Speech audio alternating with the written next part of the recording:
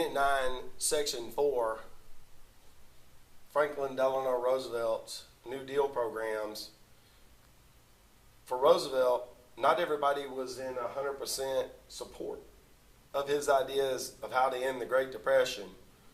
There were many political challenges to Roosevelt's domestic leadership. One group in particular who came to oppose his programs was the Supreme Court. In particular, the Supreme Court found the NRA, the National Recovery Administration,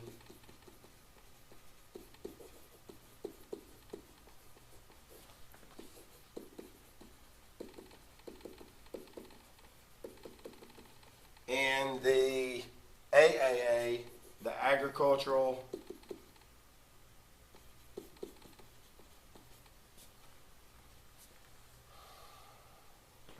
Adjustment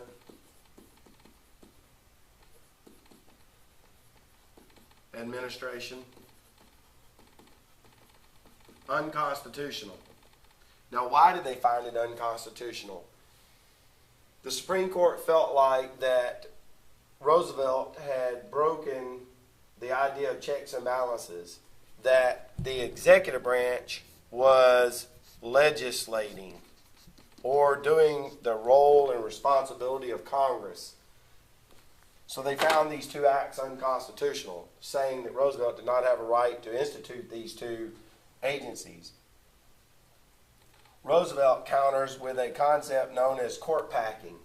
Basically, he threatens the Supreme Court and says, I may not have a check of your power, but what I can do is something, a power given to me in the Constitution, which is I can add justices to the Supreme Court.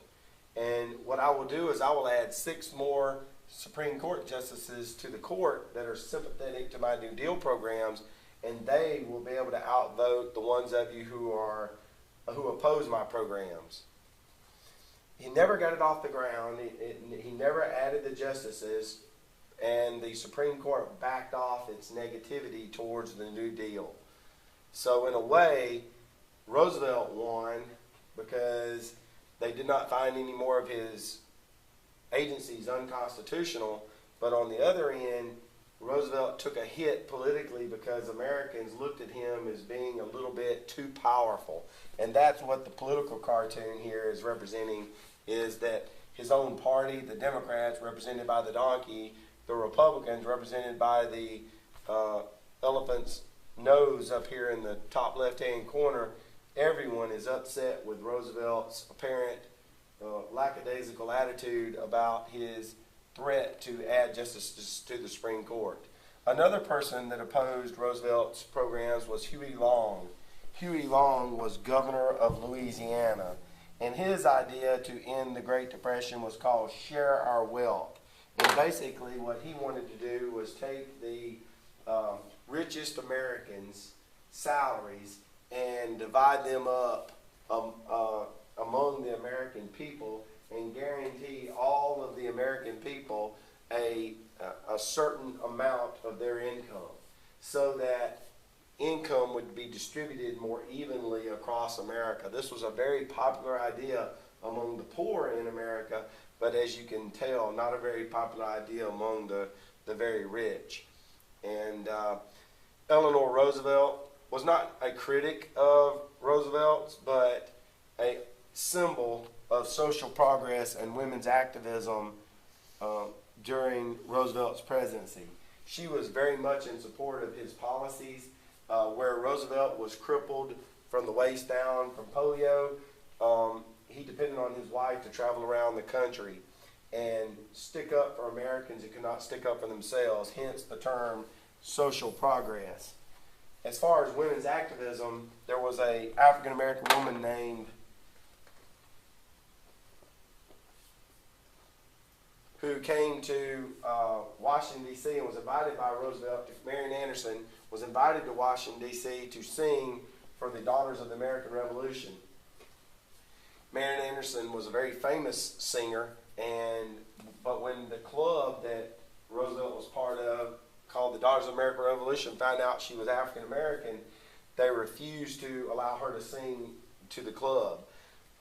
Miss Roosevelt, Eleanor Roosevelt, asked her husband what could be done, and her husband invited her to sing in front of the Lincoln Memorial. Hence the reason why Eleanor Roosevelt is referred to as a women's activist. And last but not least is A. Philip Randolph. A. Philip Randolph is our final labor leader in this unit. And his name is A. Philip Randolph. He was leader of the Brotherhood of Railroad Car Porters. And this is, if you've ever seen the movie Polar Express, this is the job that Tom Hanks has in that movie. Most of these jobs were filled by African American men, and many of them were discriminated against pay-wise and labor-wise by the railroad companies that they worked for. Roosevelt went to Congress, and Congress passed the Fair Employment Act. Because railroads transported military equipment, Roosevelt was able to threaten these railroads with not getting government contracts if they did not begin to employ and pay African American workers equally to that of white workers. So basically what Congress was able to do was outlaw discrimination in military industries. Why is this significant? Because Roosevelt was the first president to stand up for African Americans in our country in the labor force. This concludes the lesson on Unit 9, Section 4, Political Challenge to Roosevelt's Presidency.